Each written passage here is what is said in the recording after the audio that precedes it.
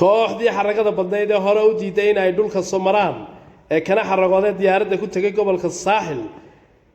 ee duulista iyo hawada ayaa galabta waxay saleeleen kooxda gaashaan gobolka Togdheer halkaasi oo gaashaanka loo soo daruuray dhulkana la soo qabadsiiyay kooxdii duulista iyo hawada ee hore dhulka uga xaragootay iyada oo galabta la soo saaray basbar iyo galbeeda xagga horena waxa u fadhiya Siciido iyo Cumar Henry ciyaartaasi waanu ka xunnahay laakiin waxaan idinku soo dhaweynaynaa gobolkii iyo caasimadii soo dhawaada burcun baa idinka badisay weligiinba waad badin jirteen ha xanaaqina sidii reer Burco idinkoo qoslaya kaalaya Hargeysa saaxiibkay Cumar Henry